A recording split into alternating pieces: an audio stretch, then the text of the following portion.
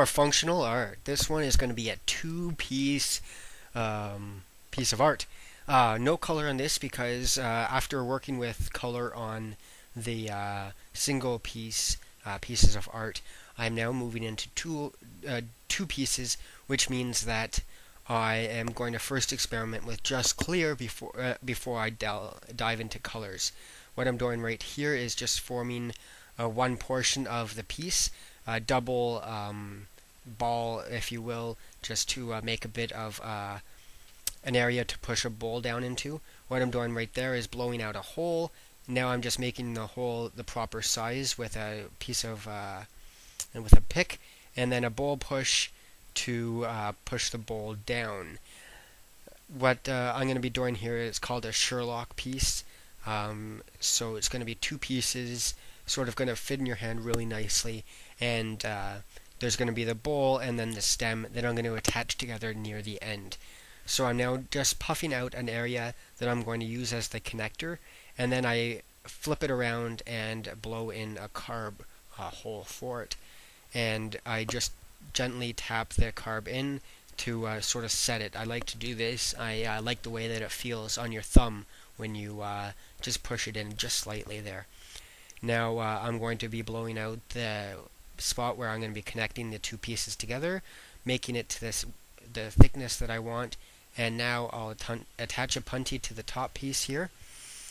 So much glass on my table. I gotta find the proper ones. I should clean it up at some point, but whatever. I like to work too much.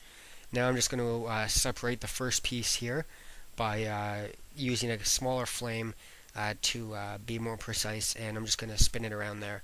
This entire piece only took me 15 minutes to produce, and I'm sure I could get it down to closer to 10 if I got some practice at it. This is the first piece like this that I've ever made, and it turned out pretty well for my first, in my opinion. So I now have detached the first piece, and I'm going to form a bit of a ball on this bottom there, and then I'm going to now clean up the second rod here and form the neck or the stem of this Sherlock piece of art. So I'm just going to heat it up and create a even heat base down on the end tip there to puff out a bit of a ball, like so. Then I'm going to warm up the center of the piece to produce a thin neck, and that I rely on gravity to pull it down as I warm and heat the glass to a certain temperature where it starts to drip down like so. I gave it a bit of bend to it, not enough as you see at the end. So once again, one more thing I have to work on, but like I've always said, there is a learning curve.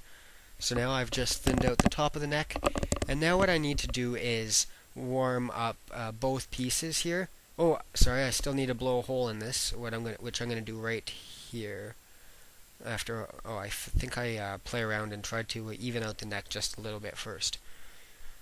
See, this is the type of thing that takes time and patience and learning to figure out, so I don't have to go back and repeat steps. So I just blew the hole out there, and now using the tool I'm going to stretch it out to create an even size hole with the other piece.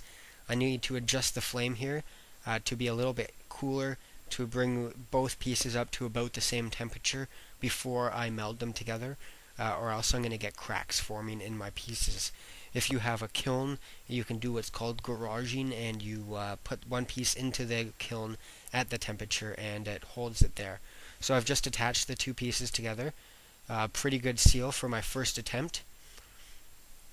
And now I'm going to detach the punty there, heat it up, and then we're going to just take it around and warm up the neck so I can detach it using the hot fingers to hold the piece intact while I pick the hole for the mouthpiece here. Something I'm getting much better at doing actually is cutting that mouthpiece. What I'm doing right here is trying to bend the stem a little bit further, and I sort of succeed, but not really. Not the best job bending it there. It got a bit of a kink, but once again, there's a learning curve. So now I'm just picking out the hole. It takes a few tries for me to do it at this point, but pretty good. Worked relatively well. I'm just going to clean that up and I now have a functional Sherlock piece of art. So cheers guys, have a great night, and of course, happy melting.